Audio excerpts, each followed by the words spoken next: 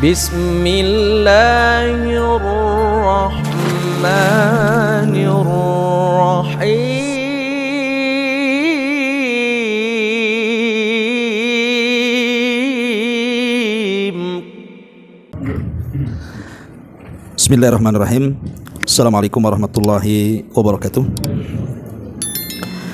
Bihamdillahi wassalatu wassalamu ala rasulillah wa ala alihi wa sahbihi wa mawalah wa la hawla wa la quwata illa billahi wa ba'du.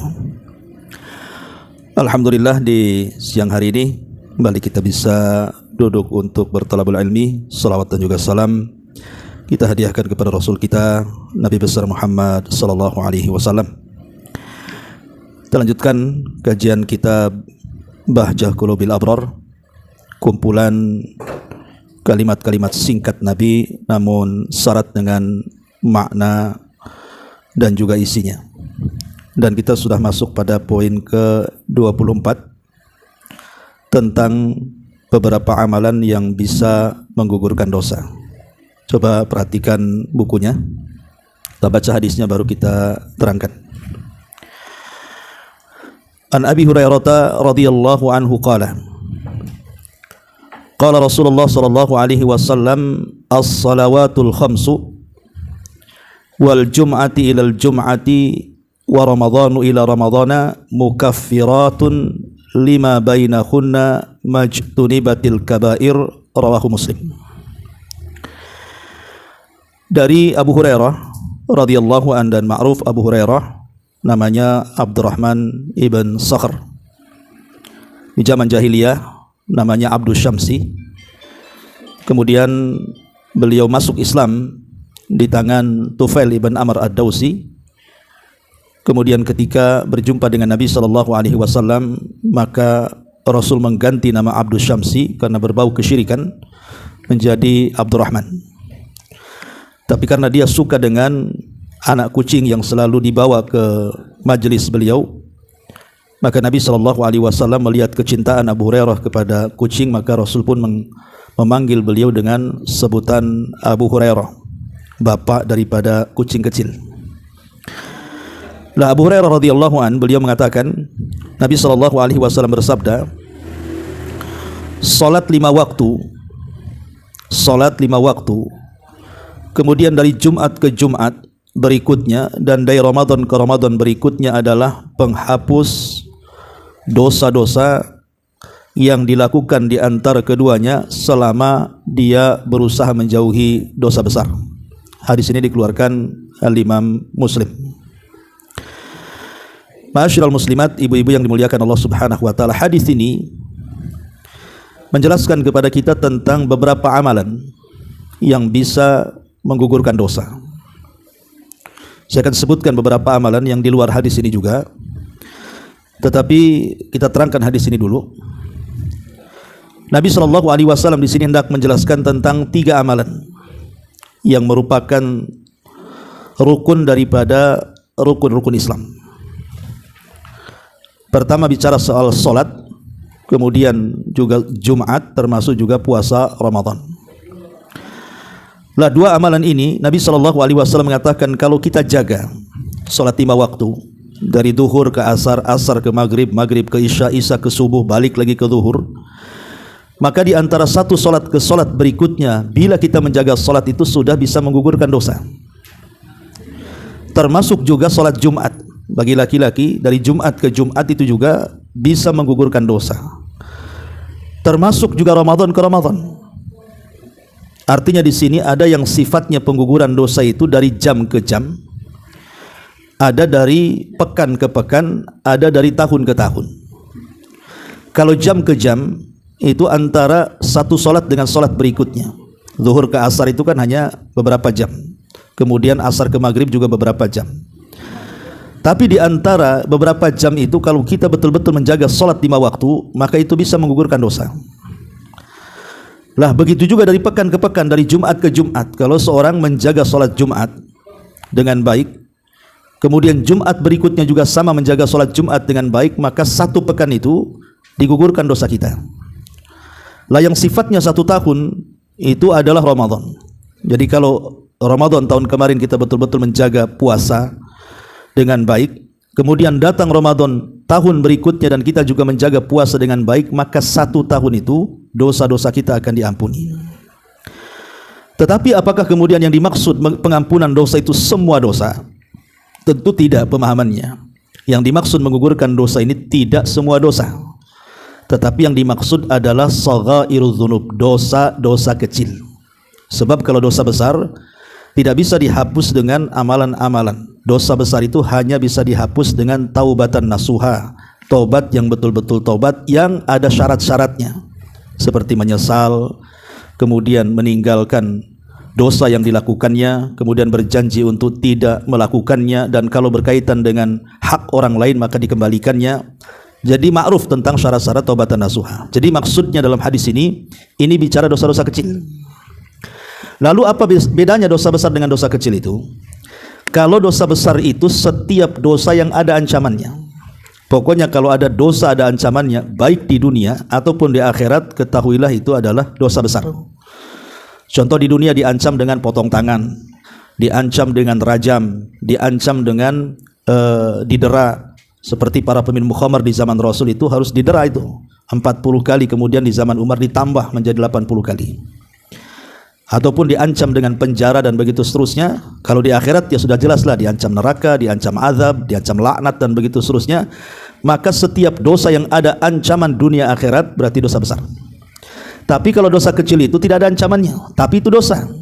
Seperti umpamanya memandang aurat. Kita kan hari-hari mungkin ibu ke pasar, di jalan, di mall, kan banyak orang yang tidak menggunakan pakaian-pakaian syar'i gitu ya. Maka memandang aurat, atau mungkin kita sedang melihat handphone, tahu-tahu muncul pula gambar-gambar yang tidak layak ditonton, kan sering tadi iklan-iklan apa kan, itu kan buka aurat juga tuh. Kemudian kita pandang itu dosa juga, tapi tidak sampai dosa besar. Itu dosa kecil. Lah yang dimaksud hadis ini adalah menghapuskan dosa-dosa kecil. Tapi sekali lagi jangan pernah meremehkan sebuah dosa. Karena ada orang yang kemudian terpengaruh dengan pembagian dosa. Ada dosa kecil, ada dosa besar. Ah, ini kan kecil saja, belum besar. Artinya terkadang orang-orang yang terpengaruh dengan pembagian dosa itu akhirnya terangsang melakukan dosa, walaupun itu dosa kecil. Makanya Umar bin Khattab radhiyallahu anhu mengatakan, la saghirata ma'al istimrar. Tidak ada dosa kecil kalau dilakukan terus-terus jadi besarlah jadinya. Artinya jangan melihat pembagian dosanya, tetapi lihatlah kepada siapa kita melakukan dosa. Jadi pendekanannya itu kepada siapa kita melakukan dosa? Ya kepada Allah Subhanahu wa taala. Bagi kita mungkin dosa itu kecil, tapi di hadapan Allah itu besar. Oleh karena itulah maka ada amalan-amalan yang bisa menggugurkan dosa. Minimalnya dosa-dosa kecil kita itu tidak dianggap, dan dosa besar kita bisa bertobat dengan taubatan nasuha. Lah amalan apa saja yang bisa menggugurkan dosa itu? Sebenarnya rukun Islam yang kita pahami dari syahadat, salat, zakat, puasa itu semua bisa menggugurkan dosa. Karena yang pertama syahadat. Orang yang bersyahadat artinya orang ini sudah mengiklankan dirinya muslim. Jadi kalau ada orang yang tidak Islam, mualaf, masuk ke dalam Islam kemudian mengucapkan 2 kalimat syahadat, itu sudah menggugurkan dosa dia tuh. Makanya Nabi SAW mengatakan, al-Islam yahjubu ma qablah. Islam itu menghapus semua dosa-dosa sebelum Islam. Makanya orang yang tadinya non-muslim kemudian masuk Islam itu lebih bersih kadang-kadang dosa mereka, karena dengan semata-mata masuk Islam mengucap 2 kalimat syahadat saja sudah menggugurkan semua dosanya. Ya, tetapi juga walaupun demikian konsekuensinya juga berat. Mualaf itu karena dia harus belajar Islam dengan gigih lagi dibandingkan orang yang sudah Islam. Ya. Kemudian yang kedua salat. Lah salat juga sama. Kan ada hadis yang mengatakan, bagaimana pendapat kalian, kata Nabi SAW, kalau di hadapan rumah kalian ada sungai, sungai yang sangat jernih sekali, kemudian kalian mandi sehari 5 kali, bukankah kalian akan bersih? Ya tentulah, kita aja mandi sehari 3 kali bersih, apalagi 5 kali kan itu, maka lebih bersih lagi. Kemudian Rasul mengatakan, begitulah salat 5 waktu bisa menggempur dosa-dosa kita, sama dengan orang mandi sehari 5 kali bisa membersihkan kotoran kita. Artinya salat itu sebagai penggugur dosa. Kemudian apalagi rukun Islam itu? Salat, puasa. Puasa sudah jelas, Nabi mengatakan, man shoma ramadhanan imanan wa ihtisaban ghufira lahu ma taqaddama min dambi. Siapa yang berpuasa Ramadan penuh iman dan mengharap pahala Allah, Allah hapuskan dosa-dosanya. Jelas puasa juga menggugurkan dosa. Kemudian apalagi? Haji.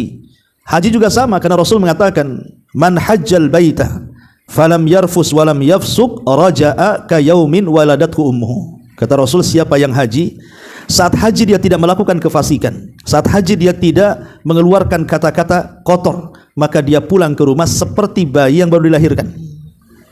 Artinya tidak punya dosa. Atau apalagi yang terakhir, zakat.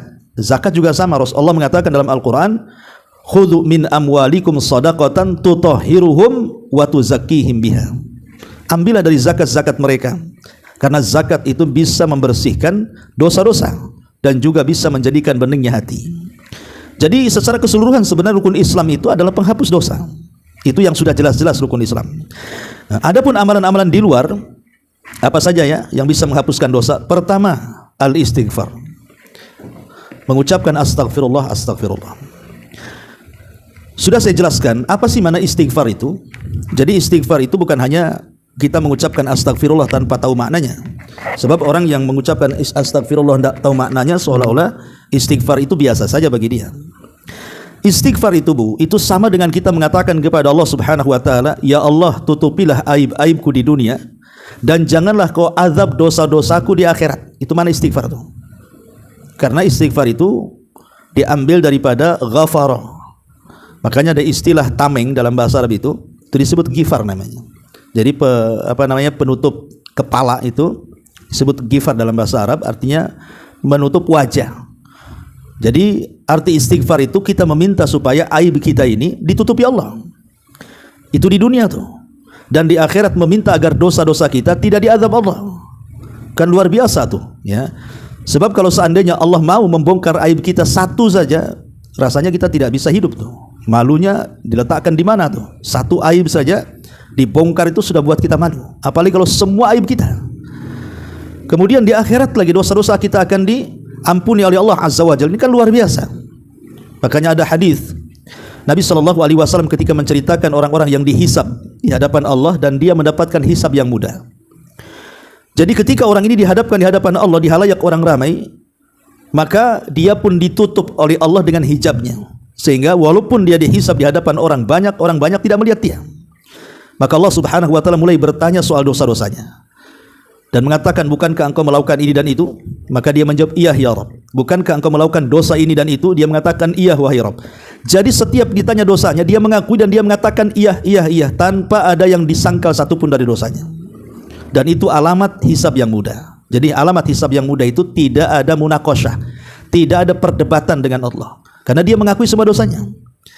Maka setelah dia mengakui dosanya, kemudian dia merasa bahwa dosanya akan mencelakakan dia dan hampir saja dia melangkah ke neraka, tiba-tiba Allah panggil dan mengatakan, ya fulan, satartuka fid dunya wa aghfiru lakal yauma. Wahai fulan, dulu kau di dunia ku tutup aibmu, sekarang di akhirat ku ampuni dosamu. Nah, itulah makna daripada istighfar itu.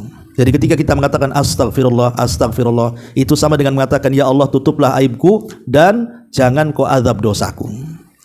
Makanya kenapa istighfar ini bukan main-main, ya, itu bukan lafaz biasa, apalagi sayyidul istighfar, penghulunya istighfar kan. Siapa yang membaca di pagi hari, kalau dia meninggal maka dipastikan masuk surga. Siapa yang baca di sore hari, kalau dia meninggal sebelum pagi maka dipastikan masuk surga.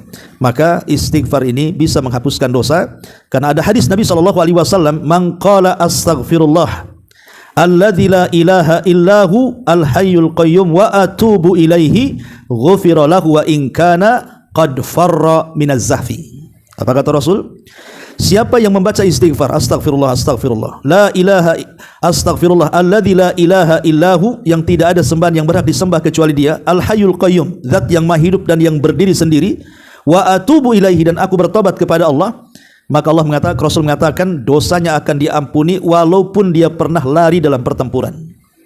Lari dalam peperangan itu dosa besar, ya, bukan masalah ini. Maksudnya lari dalam pertempuran ini lawannya itu sudah sepadan, ya, lawannya sudah sepadan. Karena kalau lawan tidak sepadan boleh kita lari, ya. Karena Allah mengatakan, al-ana khaffafallahu ankum wa alima anna fikum dha'fa. Dulu seseorang itu tidak boleh lari seberapa besar pun pasukan. Tapi kemudian di zaman Nabi SAW Allah katakan, sekarang aku tahu kondisi kalian, kuringankan kalian. Sehingga kalau memang musuhnya tidak sepadan boleh lari, tapi kalau sepadan tidak boleh lari. Kalau lari dalam pertempuran dianggap dosa besar. Tapi Rasul mengatakan di sini, siapa yang beristighfar maka dosanya akan diampuni walaupun dia pernah lari dalam peperangan. Ini yang pertama. Yang kedua adalah al-wudu thalathan wa salat rak'ataini ba'dahu. Berwudu kemudian setelahnya melaksanakan 2 rakaat salat. Artinya salat sunnah wudu, ya, salat sunnah wudu. Dan itu dijelaskan dalam hadis Nabi sallallahu alaihi wasallam, hadis yang cukup panjang. Hadis dari Imran Maula Utsman ketika dia menjelaskan tentang melihat Utsman bagaimana dia berwudu, cara wudu Nabi sallallahu alaihi wasallam, kemudian terakhir mengatakan siapa yang berwudu seperti wuduku ini kemudian salat 2 rakaat maka akan diampuni dosa-dosanya. Jadi berwudu itu juga sesuatu yang sangat istimewa gitu Bu. Kan wudu itu kan tidak harus kemana-mana kan Bu, bisa di rumah, kamar mandi sudah ada, habis itu salat 2 rakaat itu sudah cukup, itu menghapuskan dosa. Ini yang kedua. Kemudian yang ketiga, ta'minu man wafaqa ta'minahu fi salati ta'minal malaika. Jadi ketika salat kita mengucapkan amin, maka jikalau amin kita ini ada kesesuaian dengan amin para malaikat, maka itu bisa menghapuskan dosa-dosa kita. Makanya teori amin dalam salat itu tidak boleh menunggu imam amin baru kita amin, ya. Tetapi ketika imam mengucapkan ghairil maghdubi alaihim waladhdallin, maka serentak makmum itu amin bersama aminnya imam. Ya, jadi amin itu bersamaan dengan aminnya imam makmum itu. Dari mana kita tahu? Ya dari bacaan imam. Kalau sudah imam mengucapkan ghairil maghdubi alaihim waladhdallin, lekas kita mengucapkan amin supaya amin kita sama dengan amin imam serentak. Lah siapa yang serentak aminnya ini kemudian juga serentak dengan aminnya malaikat di langit, maka itu bisa menggugurkan dosa. Kata Nabi sallallahu alaihi wasallam, man wafaqa ta'minal malaikati ghufira lahu ma taqaddama min dambi. Jadi barang siapa yang aminnya selaras dengan aminnya para malaikat, maka ini juga penyebab dosa-dosanya akan diampuni. Ini juga di antara amalan yang bisa menghapuskan dosa. Kemudian juga di antara amalan yang bisa menghapuskan dosa adalah yang sangat mudah sekali, adalah mengucapkan kalimat seperti yang diucapkan muadzin. Dari Nabi sallallahu alaihi wasallam, Rasul mengatakan, man qala hina yasmaul muadzin, barang siapa yang mendengar suara azan, kemudian dia mengatakan, wa ana asyhadu an la ilaha illallah wahdahu la syarikalah wa anna Muhammadan abduhu wa rasuluhu raditu billahi rabba wa bil islami dina wa bi Muhammadin nabiyya wa rasula ghufira lahu ma taqaddama min dambi. Jadi Ibu, kalau Ibu dengar suara azan, kemudian kan kita disunahkan untuk mengikuti apa yang diucapkan muadzin. Kalau muadzin mengatakan Allahu Akbar, kita katakan Allahu Akbar, sampai kepada hayya ala taini, hayya ala shalah dan hayya ala falah, jangan diikuti, tetapi membaca la haula wala quwata illa billah. Lah setelah azan kita kan ada syariat tuh membaca salawat Allahumma rabb hadhihi da'wati tammah sampai selesai. Lah setelah itu baru kemudian kita mengucapkan 2 kalimat syahadat yang ada dalam hadis ini, di mana kita membaca asyhadu alla ilaha illallah wahdahu la syarikalah wa asyhadu anna Muhammadan abduhu wa rasuluhu raditu billahi rabba wa bil islami dina wa bi Muhammadin nabiyya wa rasula. Sampai di sini apa kata Rasul? Ghufira lahu ma taqaddama min dambi. Itu bisa menggugurkan dosa-dosa kita. Ini juga di antara amalan yang diajarkan Nabi sallallahu alaihi wasallam. Termasuk juga membaca tasbih, tahmid dan takbir setelah salat. Makanya jangan remehkan zikir setelah salat itu. Ya, sebenarnya kenapa dalam zikir habis sholat itu kan yang pertama istighfar. Sebelum yang lainnya, ketika selesai sholat tentu kita membaca istighfar 3 kali. Apa fungsinya membaca istighfar setelah sholat? Untuk menyempurnakan kelalaian dalam sholat. Yang namanya sholat itu kan kadang-kadang melamun, kadang-kadang tidak khusyuk, kadang-kadang kepikiran apa gitu ya. Sehingga mesti sehebat apapun sholat itu pasti ada kekurangan. Lah kekurangan-kekurangan itu bisa ditempel dengan istighfar tuh. Makanya kenapa habis sholat disuruh istighfar 3 kali, astagfirullahaladzim, astagfirullahaladzim, astagfirullahaladzim, atau astagfirullahaladzim wa atubu ilaih, terserah, yang penting intinya istighfar 3 kali. Ya. Lah setelah istighfar itu kan kita disyariatkan untuk membaca zikir dari tasbih subhanallah, tahmid alhamdulillah, kemudian takbir Allahu Akbar. Dan di situ kan macam-macam tuh bilangan-bilangannya. Yang paling sedikit adalah 10 10 10. Kalau Ibu lagi malas, ya kan biasanya di tasbih 33, tahmid 33, takbir 33, kemudian digenapkan dengan la ilaha illallah 100 jadinya. Ataupun tasbih 33, kemudian tahmid 33, takbir 34 jadi 100. Tapi ada hitungan dalam bertasbih, takbir dan tahmid dalam selesai sholat itu yang paling sedikit adalah dibuat 10. Kalau lagi malas cepat-cepat gitu ya, maka tasbih 10 kali, tahmid 10 kali, takbir 10 kali ya. Tetapi lihat bagaimana Nabi SAW mengatakan di sini, man sabbaha lillahi fi duburi kulli salatin. Barang siapa yang bertasbih pada setiap selesai salat, kemudian juga dia bertahmid, kemudian juga bertakbir, maka di ujung hadis Nabi SAW mengatakan, ghufirat khotoyahu wa in kanat mithla zabadil bahri. Maka dosa-dosanya akan diampuni walaupun sebanyak buih yang ada di lautan. Nah, di sini keluarkan Imam Muslim. Lihat, makanya sayang Bu kalau meninggalkan bacaan ini. Ya samalas-malasnya tadilah dibuat 10-10 lah. Kalau tidak malas ya dibuat 33 kan begitu. Karena lihat pahalanya, bisa menghapuskan dosa-dosa. Ini juga diantara amalan yang bisa menghapuskan dosa. Termasuk juga amalan yang bisa menghapuskan dosa adalah bagi laki-laki ya berjalan ke masjid.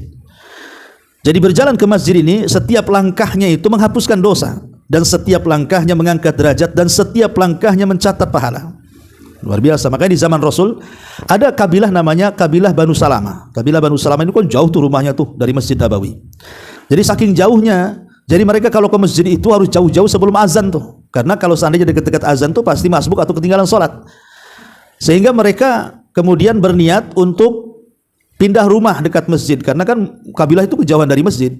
Nah, ketika kemudian sampai kepada Nabi SAW berita bahwa kabilah Bani Salamah itu akan pindah rumahnya dekat masjid, apa kata Rasulullah? Tuktab athara diyarikum. Tidak perlu pindah rumah, kata Rasul. Gak apa-apa kamu di situ, karena setiap perjalanan kalian dari rumah kalian ke masjid itu menghapuskan dosa-dosa kalian, kata Rasul. Ada pengaruh-pengaruhnya. Ketika Rasul mengatakan seperti itu, akhirnya tak jadi pindah dia. Ya, tak jadi pindah. Artinya kalau memang memungkinkan jalan kaki ya jalan kaki gitu ya. Tapi memang syariat Islam kan bukan mempersulit. Ya, sekarang sudah ada sepeda motor, sudah ada mobil, sudah ada kendaraan. Ya, gunakanlah nikmat Allah Subhanahu wa taala dengan kendaraan itu. Itu bagi laki-laki, tapi bagi perempuan cukup di rumah dan pahalanya sama, ya.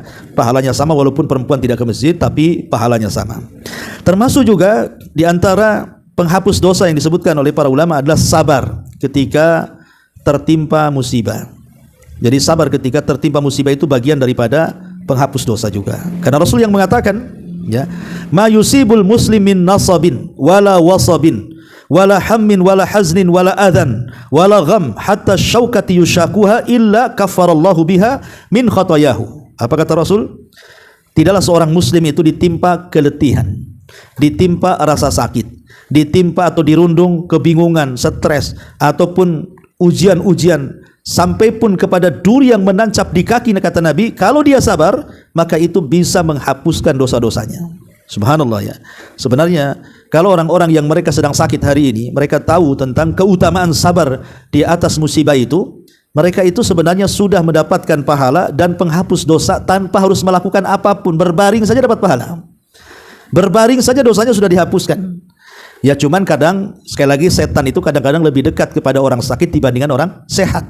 Ya, kenapa demikian? Karena orang sakit ini dia mudah futur. Apalagi sakitnya sudah bertahun, sakitnya makin parah, makin senanglah setan goda dia. Pasti biasanya orang yang paling mudah putus asa itu orang sakit biasanya. Makanya kalau seandainya dia mau sabar, pahalanya besar sekali. Contoh di zaman Nabi, ada seorang wanita itu terkena penyakit tak sadarkan diri, Bu. Jadi kalau sudah kena penyakit itu tidak sadar, kadang-kadang guling-guling, terbukalah aurat dia. Jadi akhirnya kemudian dia datang kepada Nabi SAW. Ya, semacam kesurupan lah mungkin dia itu. Jadi mungkin apa ya bahasanya, penyakit ayan ya. Jadi ada orang yang kena ayan di zaman Rasul, seorang wanita. Itu kalau sudah datang ayannya, guling-guling auratnya terbuka-buka tuh.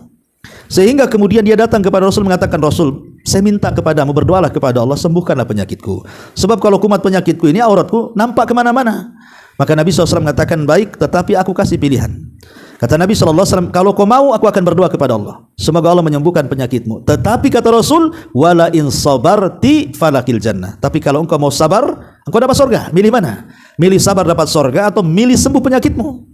Tiba-tiba kemudian mengatakan, ya Rasul, aku milih yang kedua, aku ingin masuk surga. Tapi ya Rasulullah, saya tidak hendak meminta kesembuhan penyakitku, cuman tolong saja doakan kepada Allah, kalau kemudian penyakit itu datang secara tiba-tiba, mohon kepada Allah agar aku tidak menyingkap auratku saja. Lihat bagaimana Rasul mengatakan wala in sabarti falakil jannah. Kalau kau sabar, kau dapat sorga. Ya, karena orang yang sabar di atas musibah itu dosa dia saja digugurkan. Sehingga ketika Allah takdirkan dia meninggal karena sakitnya dan dia sabar dan mengharap pahala Allah, ya sudah jelaslah pahalanya sorga. Ya, tapi sekali lagi bahwa ujian terbesar ketika dalam hidup itu ketika berusaha sabar ditimpa musibah itu memang agak berat. Ya, bukan perkara mudah. Ya, kita bisa bilang sabar sebenarnya nggak sabar itu. Ya, karena tadi ujian orang yang sakit itu setan lebih dekat dengan dia dibandingkan malaikat tadi. Ya, makanya lihat orang yang sakit itu kadang-kadang pengen mati kadang-kadang. Saya mati aja daripada hidup kan itu. Apalagi melihat orang-orang yang menjaga dia sudah kelelahan, keletihan, kecapean, akhirnya dia mengatakan, "Udahlah, aku lebih baik mati saja." Ya, ini kan itu menunjukkan apa? Menunjukkan keputusasaan, dan putus asa itu lebih besar dosanya dibandingkan melakukan dosa. Orang putus asa itu lebih besar dosanya dibandingkan orang melakukan dosa. Kenapa? Karena putus asa itu menghalangi dia dengan tobat kepada Allah Subhanahu wa taala. Ini juga sabar di atas bala juga termasuk penggugur dosa. Termasuk juga hadir di majelis ilmu. Jadi orang-orang yang hadir di majelis ilmu juga bisa menggugurkan dosa. Makanya Nabi SAW ketika mengatakan bahwa, "Ya Rasulullah, ada orang-orang yang tidak ada niat hadir di majelis taklim, tapi kebetulan dia ada keperluan kepada kawannya ada di majelis taklim, akhirnya dia ikut duduk di situ." Ya, sebenarnya nggak niat datang, cuman ingin menemui kawannya, kebetulan kawannya ada di majelis taklim, akhirnya ikut duduk pula di situ dia. Apakah orang seperti ini juga dapat keutamaan? Maka Rasul mengatakan itulah kaum yang tidak akan pernah celaka kawan dekatnya. Itulah kaum yang tidak akan pernah celaka karena kawan dekatnya. Karena kawan dekatnya kan ahli ngaji. Kemudian Nabi SAW mengatakan di ujung hadis, "Qumu maghfurul lakum." Berdirilah kalian, pulanglah kalian karena dosa-dosa kalian sudah diampuni. Jadi semata-mata orang duduk di majelis taklim, okelah dia nggak dapat apa-apa. Ya, mungkin bosan dengan temanya, bosan dengan ustadznya, bosan dengan kitabnya, ya, ataupun tidak ada unsur kesengajaan, tapi dia mau hadir dari awal sampai akhir. Kata Rasul, "Qumu maghfurul lakum." Berdirilah kalian, pulanglah kalian karena dosa kalian sudah diampuni. Jadi hanya semata-mata duduk saja itu dapat pahala, yang kedua dihapuskan dosa. Karena orang yang duduk di majelis taklim kan tidak mesti harus cari ilmu. Ada orang yang cari berkah. Makanya kalau kita lihat, ibu kalau pernah umroh, ya kan, di Masjid Nabawi itu kan banyak tuh halaqah-halaqah masyayikh itu. Ya, terkadang yang duduk dengan yang ngajar itu lebih pintar yang duduk tuh. Ya, kadang-kadang yang duduk ngaji di bawah itu profesor, doktor itu kan. Yang ngajar ya mungkin di bawah dia. Tapi mereka duduk itu bukan mencari ilmu, karena terkadang dia lebih pintar kan. Jadi orang yang duduk itu mereka ingin cari berkah. Berkah duduk di majelis taklim. Ya, tadi malaikat datang mendoakan kita, bukan hanya malaikat, sampai ke semut di lubangnya, kemudian ikan di dasar lautan, semua mendoakan orang yang hadir di majelis taklim. Jadi memang itu luar biasa. Nah, salah satu keutamanya adalah menghapuskan dosa. Ya. Kemudian juga ar-rahmatu bil hayawanat, termasuk sayang kepada binatang. Minggu kemarin kita sudah menjelaskan perihal kucing itu, Bu ya. Ya, artinya ada sebuah hadis dahulu di zaman Bani Israel, ma'ruf ya, sering ibu dengar, seorang wanita pelacur yang ada niat tobat, kemudian kehausan di tengah padang pasir. Tahu-tahu kemudian dia mendapatkan sumur pula dalam. Susah, setengah mati dia harus mengambil air untuk minum dari air sumur itu.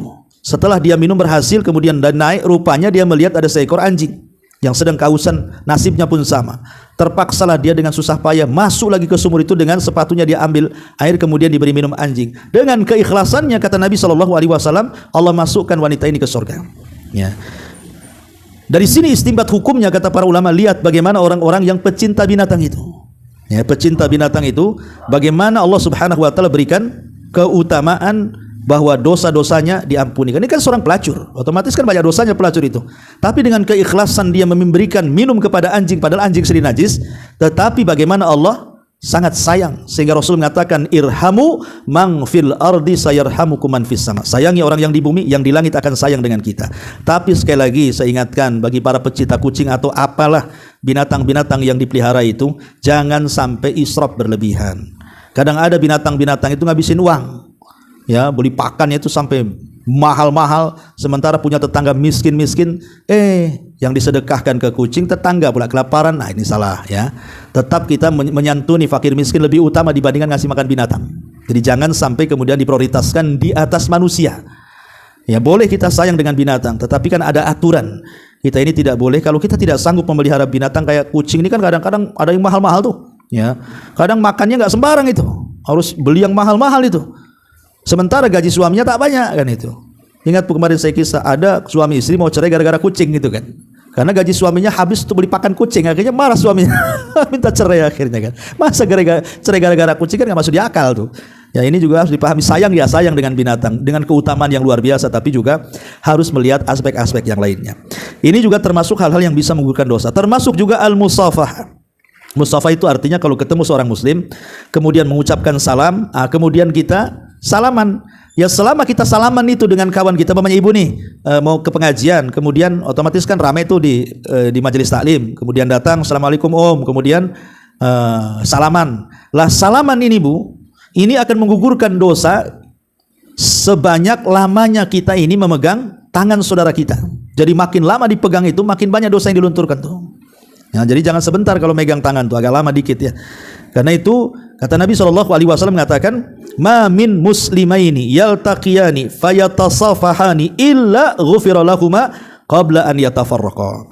Tidaklah dua orang muslim baik laki-laki atau perempuan berjumpa kemudian saling salaman, maka selama dia salaman itu akan diampuni dosanya sampai keduanya berpisah. Jadi hanya salaman saja, lihat dalam Islam itu ada pahalanya tersendiri, jangan dianggap remeh. Tapi salaman yang halal, jangan salaman yang bukan mahramnya disalami.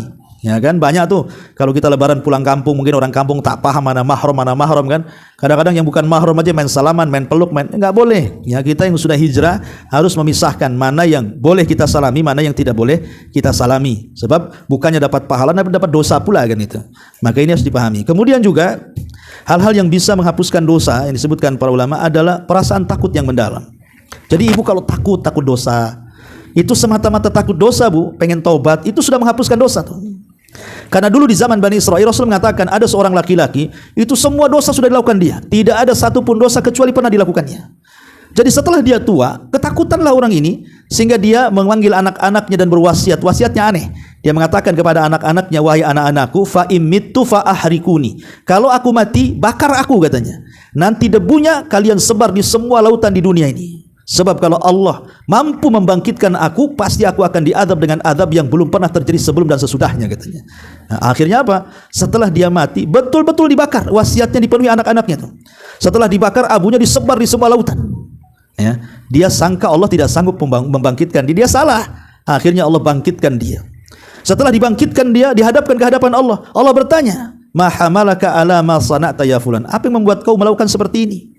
Maka dia mengatakan, apakah engkau tidak yakin aku bisa membangkitkan dirimu? Maka orang ini, tidak ya Rabb, aku yakin. Cuman karena aku terlampau banyak dosa, aku ketakutan. Ya, makanya aku berwasiat seperti itu. Maka Allah kemudian mengatakan, al-an laqad ghafartu laka, sekarang sudah aku ampuni dosa-dosamu. Coba bayangkan. Ya, ini kan kisah syariat orang dulu ya. Kalau zaman sekarang kan tidak boleh, kalau orang meninggal kalau dibakar, ya dipendam. Ini kan cerita orang dulu ya. Tapi dari sini kata para ulama, bagaimana istinbat hukum para ulama bahwa al-khaufu wal khasyah, ketika seseorang itu merasa takut, terbayang-bayang dengan dosanya, terbayang-bayang dengan maksiatnya, menyesal dan begitu seterusnya, semata-mata perasaan takut saja itu sudah bisa menggugurkan dosa-dosanya. Maka sering-seringlah takut dengan dosa. Ya. Taib. Kemudian juga termasuk yang bisa menggugurkan dosa adalah mashu al-hajaril aswad. Ini tentu bagi yang umroh ya, yang mengusap hajar aswad. Karena Nabi SAW yang mengatakan dalam hadis nabinya, inna mashal hajaril aswadi war ruknil yamani yakhuttanil khatayahu. Kata Rasul, siapa yang mengusap hajar aswad dan rukun yamani, maka akan dihapuskan kesalahan dan dosa-dosanya. Tetapi sekali lagi, walaupun jelas keutamaannya, jangan sampai kemudian orang memaksakan diri untuk mencium hajar aswad kalau seandainya menjadikan madarat, karena kan susah itu. Ya, susah sekali. Ya, jadi saya cerita ikhwan-ikhwan yang ingin umroh ke sana, ingin mencium, itu susah sekali. Ada yang sampai bisa, itu pun menyakiti orang. Ya, harus sikut kanan kiri, dorong kanan kiri, itu tak boleh. Waktu ibadah tidak boleh nyakiti orang. Kalau tidak bisa ya sudah, dari kejauhan sajalah kan itu. Tapi kalau Allah takdirkan bisa mencium, bisa mengusap, maka pahalanya luar biasa. Bisa menghapuskan dosa-dosa. Termasuk juga mudahnya memaafkan kesalahan orang. Ya, mudahnya memaafkan kesalahan orang.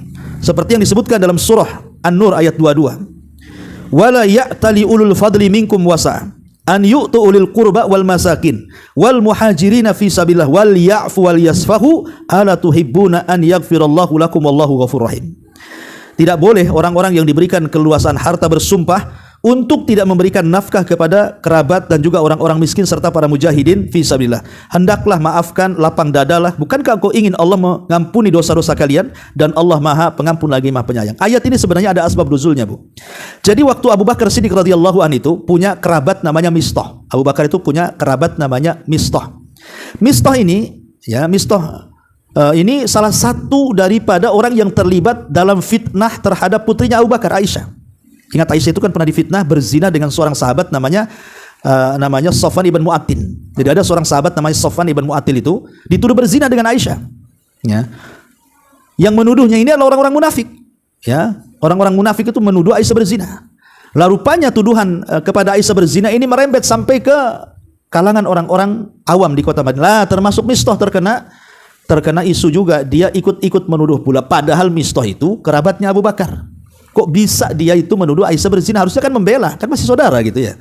Yang kedua, bukan hanya kerabat Abu Bakar, semua kehidupan Mistah itu yang nanggung Abu Bakar. Rumahnya dikasih Abu Bakar, uang bulannya dikasih Abu Bakar, pokoknya makan minum dia nggak bekerja, semua dikasih Abu Bakar tuh. Tiba-tiba menuduh putrinya, apa nggak sakit hati Abu Bakar tuh? Ya. Akhirnya kemudian setelah turun surah An-Nur ayat 1-9 yang menjelaskan bahwa Aisyah itu tidak berzina, artinya Allah menurunkan wahyu dalam rangka mencabut tuduhan orang-orang munafik dan Allah membersihkan namanya. Abu Bakar mulai melirik siapa orang-orang yang memfitnah putrinya. Lah salah satunya Mistah tuh. Dari situ Abu Bakar bersumpah dan mengatakan, demi Allah saya akan stop lagi uang bulanannya, saya akan stop lagi kebutuhannya, pokoknya nggak mau lagi ngasih. Lah ketika itulah kemudian turun ayat, nggak boleh seperti itu. Tetap kau kasih dia. Bukankah tujuan kau ngasih kepada Mistah itu agar Allah mengampuni dosamu? Bukan karena kasus, ya. Akhirnya Abu Bakar pun setelah turun ayat ini dia sadar dan akhirnya kembali menafkahi Mistah, bahkan lebih banyak lagi, karena dengan harapan ampunan dari Allah Subhanahu wa taala. Ini pun menunjukkan apa? Abu Bakar memaafkan. Ya, jadi ayat ini menunjukkan bahwa orang yang mudah memaafkan itu, maka salah satunya adalah sebab diampuni dosa-dosa kita, ya. Termasuk juga banyak bersolawat, Bu. Banyak bersalawat kepada Nabi SAW, maka itu bisa menghapuskan dosa-dosa kita. Dan itu disebutkan dalam hadis Nabi, man shalla alayya salatan wahidatan sallallahu asyra salawatin wa khuttat anhu asyru khati'atin wa rufi'at lahu asyru darajatin. Kata Nabi SAW, siapa yang salawat satu kali saja kepadaku, maka Allah akan bersalawat 10 kali kepadanya. Bukan hanya itu, Allah akan hapus 10 kesalahan, Allah akan angkat 10 derajat. Subhanallah, ya. Dan makna salawat itu sudah saya katakan. Jadi kalau kita mengatakan Allahumma sholli ala Muhammad, itu apa maknanya itu? Maknanya, ya Allah, pujilah Nabi kami yang bernama Muhammad sallallahu alaihi wasallam di atas langit di hadapan malaikat sana. Itulah makna salawat itu. Ya, jadi kita meminta kepada Allah agar memuji-muji Nabi kita di atas langit di hadapan para malaikat.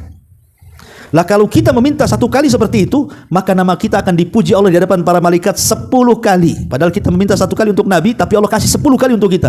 Bayangkan orang yang bersalawat itu kita dikenal di langit tuh. Kita dipuji oleh Allah di hadapan para malaikat, jadi selebriti langit tuh. Makanya jangan kemudian malas untuk bersalawat, ya.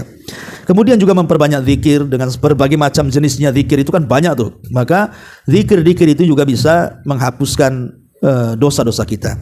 Dan banyak lagi lah kalau kita, saya sebenarnya sudah tulis hampir 60 amalan yang bisa menggugurkan dosa, ya, tapi nanti habis waktu hanya membaca amalan-amalan ini saja. Kita masuk pada keterangan pengarang dalam kitab ini. Perhatikan bukunya di sini, ya. Jadi hadis ini, kata beliau, kata Syekh Abdurrahman As-Sa'di, menunjukkan tentang agungnya keutamaan Allah khusus terhadap 3 ibadah yang agung ini. Maksudnya 3 ibadah di sini, salat 5 waktu, salat Jumat dan puasa Ramadan. Jadi disebutkan 3 ibadah ini oleh Rasul dalam satu redaksi hadis, menunjukkan agungnya 3 ibadah ini, kata beliau. Kemudian beliau mengatakan di antara buah dari ibadah-ibadah tersebut adalah bahwa Allah menjadikan sebagai penyempurna agama dan juga keislaman seseorang hamba. Demikian pula dapat menumbuhkan keimanan, memupuknya, karena Allah menanamkan pohon iman di dalam hati orang-orang yang beriman sesuai dengan kadar keimanannya, dan dia menetapkan dengan kelembutan dan keutamaannya berbagai kewajiban dan amalan sunnah yang bisa menyirami pohon keimanan tersebut, menumbuhkannya serta mencegah penyakit-penyakit darinya hingga pohon tersebut tumbuh dengan sempurna dan menghasilkan buah pada setiap waktu dengan seizin Rabbnya, dan Allah menjadikannya sebagai penghilang dari berbagai macam penyakit. Jadi mu'alif rahimahullah ta'ala menggambarkan bahwa amal soleh itu bagikan pohon, ya. Pohon ini, Bu, kalau disiram tiap hari, dirawat tiap hari, pasti dia akan besar. Kemudian setelah besar pasti akan berbuah. Kalau sudah berbuah pasti kita akan nikmati buahnya.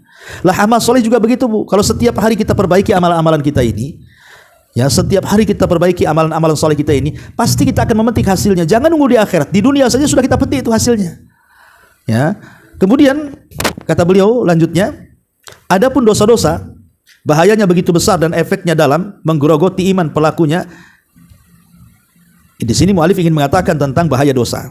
Ingat, sehebat apapun amalan kita, tapi kalau kita iringi dengan perbuatan dosa, maka amalan itu akan terkikis dengan sendirinya. Saya contohkan, ya. Nabi SAW pernah mengatakan, gimana hadisnya itu? Nanti kelak pada hari kiamat, ada seseorang itu yang datang menghadap Allah Subhanahu wa taala membawa pahala kajibalit tihamati bayda. Kata Rasul, membawa pahala sebesar gunung Tihama. Gunung Tihama itu gunung terbesar kedua setelah Uhud, ya. Jadi ada orang yang datang kepada Allah membawa pahala sebesar gunung Tihama. Tapi apa kata Allah? Kata Rasulullah, faja'alaha haba'an manthura. Rupanya pahala sebesar gunung itu tiba-tiba hilang. Tiba-tiba hilang begitu saja. Kok bisa? Ya, sahabat bertanya kepada Nabi, kok macam mana bisa hilang pahala sebesar itu, wahai Rasul? Kenapa Allah buat amalan itu kok hilang begitu saja? Kemudian Rasul memberikan alasannya. Apa alasannya? Karena orang itu idza khalau bimaharimillahin tahakuha. Idza khalau bimaharimillahin tahakuha. Karena semasa di dunia kalau dia sedang bersendirian, tidak ada yang tahu, dia pun mulai merobek keharaman-keharaman Allah. Artinya maksiat yang tidak ada yang tahu kecuali dia dengan Allah. Lihat, maksiat yang tidak terang-terangan bisa menghapuskan pahala sebesar gunung Tihama, coba kan. Nah, sekarang maksiat tidak terang-terangan itu mudah kan, Bu? Tinggal beli handphone, kasih kartu data, isi gitu ya. Kemudian tontonlah di situ. Segala macam ada tuh di handphone itu. Yang menyebarkan berita hoax yang ada di situ, yang menyebarkan situs-situs hoax yang ada di situ kan. Ngadu domba ada di situ, gibah ada di situ, video-video porno dan yang asusila semua ada di situ. Macam-macam, coba ingat. Tinggal pegang handphone, masuk kamar, kunci, udah. Itu udah maksiat bersendirian tuh. Ya. Makanya kenapa para ulama mengatakan kalau dosa kita pahala kita ini jangan sampai hilang, karena kan hampir setiap hari kita ini bermaksiat tidak terang-terangan, maka buatlah amalan yang tidak terang-terangan juga. Jadi kalau satu hari kita bermaksiat dengan yang tidak terang-terangan, buat juga amalan yang tidak terang-terangan. Zikir, dia tidak ada yang tahu dengan Allah, istighfar, sholawat antara dia dengan Allah, supaya balance, supaya tidak hilang pahala kita, gitu maksudnya. Nah di sini kemudian mu'alif rahimahullah mengatakan bahwa perbuatan baik itu bisa menghapuskan perbuatan jahat. Innal hasanat yudhibna sayyi'at. Sungguhnya amalan-amalan yang baik itu bisa menghapuskan perbuatan buruk. Karena begini, Bu, di zaman Rasul ada anak muda. Anak muda ini sedang berkhalwat dengan seorang wanita. Dia tidak berzina, ya mungkin raba-raba, cium-cium, peluk-peluk gitu saja, tapi tidak berzina besar, tidak. Tapi bagi para sahabat Nabi, walaupun berkhalwat dengan seorang wanita itu sudah kayaknya dosanya segede gunung tuh. Kalau sekarang biasa aja kan gitu. Tapi di zaman itu dosa kecil itu kayak dianggap besar kan gitu ya. Makanya kemudian datang kepada Nabi SAW menceritakan, Rasul, aku baru saja melakukan dosa besar. Padahal ya dosanya tidak besar kan gitu. Tapi bagi sahabat itu besar. Dia mau nyesal sekali. Rasul, saya sudah melakukan dosa besar, katanya. Kata Rasul, dosa apa? Saya sudah berkhalwat dengan seorang wanita, katanya. Kemudian Rasul mengatakan, tadi waktu asar, apakah kau salat jamaah dengan aku? Hal shallaital asra jama'atan. Tadi ke waktu salat asar itu kau berjamaah denganku? Maka anak muda ini mengatakan, iya wahai Rasul, aku berjamaah denganmu. Maka Rasul mengatakan, idhab faqad ghafarallahu lak. Pergi, Allah sudah mengampuni dosa-dosamu. Jadi hanya semata-mata salat berjamaah, salat asar saja, itu dosa khalwatnya sudah hilang, gitu ya. Dari sini menunjukkan bahwa al hasanat yudhibna sayyi'at. Terkadang kebaikan-kebaikan itu bisa menghapuskan keburukan. Maka perbanyaklah berbuat baik, karena dengan kebaikan itu bisa menghapuskan keburukan. Wallahu a'lam bishawab. Yang jelas bahwa ingat dosa, kata beliau, bahwa dosa itu terbagi dua, ada dosa besar, ada dosa kecil. Tapi jangan terkecoh dengan pembagian ini, tetapi ingatlah kepada siapa kita melakukan dosa. Wallahu a'lam bishawab. Ini keterangan singkat dari pengarang Syekh Abdurrahman As-Sa'di rahimahullahu taala. Tapi sampai di sini, Bu, kita buat soal jawab, silakan kalau ada yang mau bertanya.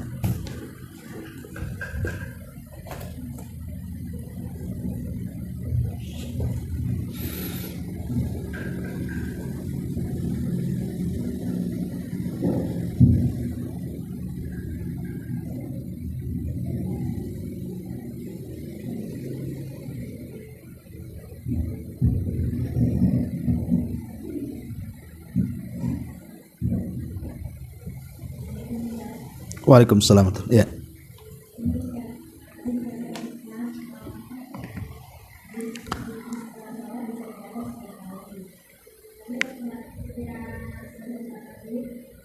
Dengar.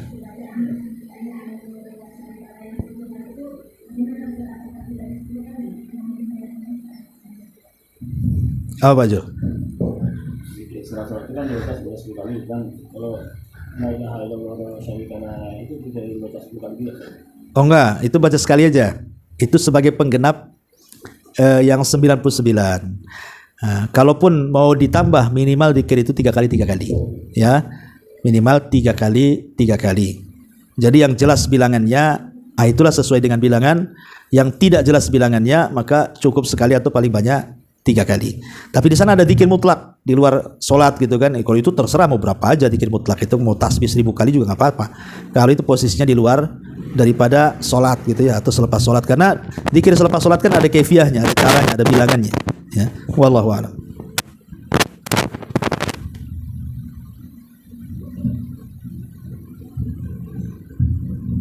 Ustaz, ada pertanyaan yang lain. Ya.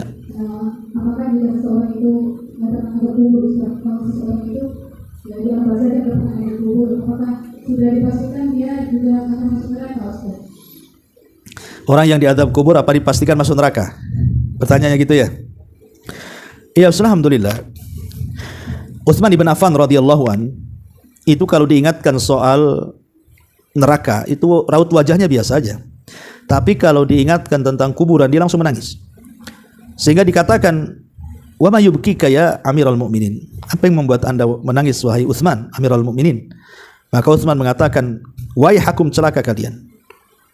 Innal qabra manzilun min manazilil akhirah." Kuburan ini, kata Utsman, ini salah satu jalan menuju akhirat. Kalau dia dimudahkan di kuburan ini, maka akan mudah setelahnya. Tapi kalau dipersulit di kuburan ini, maka akan lebih sulit setelahnya. Ya, kenapa? Karena kuburan itu baru mukaddimah tuh. Belum azab yang sesungguhnya. Kalau dapat azab kubur itu kan mukaddimah saja. Azab kubur itu mukaddimah karena kan sifatnya alam barzah, alam kubur itu kan alam penantian. Dia hanya menanti sampai kiamat untuk dihisab. Kalau belum ada hisab, belum ada proses apa-apa, hanya azab saja. Itu karena gara-gara dia ketika tidak lulus dari fitnah dari pertanyaan muka dan nakir saja kan. Ya. Apakah kemudian setiap orang yang diazab kubur akan masuk neraka? Jawabannya ya tidak. Ya, sekali lagi tidak. Tapi kemungkinan iya. Tapi bisa juga tidak. Kenapa? Karena proses di akhirat itu, ya kan, proses di akhirat itu kan itu tergantung masyiatillah. Dan tergantung siapa yang diazab. Kalau yang diazab orang kafir ya sudah jelas dia masuk ke neraka kan, itu ya, orang musyrik, orang kafir, orang munafik itu jelas. Tapi kalau orang-orang yang diazab itu seorang muslim, muwahhid, tapi dia ahli maksiat, kemudian dengan maksiatnya dia mendapatkan azab kubur gitu ya. Kemudian setelah proses nanti di alam hisab dapat syafaat dan begitu seterusnya, ya bisa iya masuk neraka, ya bisa tidak, tergantung syafaat nanti. Dan tergantung rahmat kasih sayang Allah Subhanahu wa taala kepada dia. Jadi siapa yang diazab di kuburan itu dulu, ya. Karena ada juga azab kubur itu yang akan meringankan dia dari dosa, ada juga yang akan memperberat dia dari dosa. Tergantung kadar dosanya. Wallahu a'lam. Ini di YouTube ada pertanyaan juga ini. Ustaz, apakah mendengar live kajian di YouTube sama dengan yang hadir? Ya tidaklah. Yang hadir tentu jelas. Sebab yang hadir itu jelas ayatnya, jelas hadisnya. Jadi orang yang hadir itu malaikat akan menaungi dia, akan diampuni dosa-dosanya, akan mendapatkan berkah ilmu dan begitu seterusnya. Segudang keutamaan orang yang hadir di majelis taklim. Tapi kalau hanya mendengarkan di YouTube, ya, ia dapat pengetahuan ya, tapi tidak dapat barokah majelis karena Anda tidak sedang bermajelis taklim, hanya mendengarkan lewat media saja. Tapi walaupun demikian, tetap Anda mendapatkan pahala, mendapatkan pengetahuan, mendapatkan ilmu di situ. Ya tidak sebesar orang yang hadir di majelis taklim gitu saja. Ya karena hadis-hadis tentang keutamaan itu kalau hadir di majelis taklim. Wallahu a'lam. Ya. Ya saya kira cukup. Subhanakallahumma bihamdika asyhadu an la ilaha illa anta astaghfiruka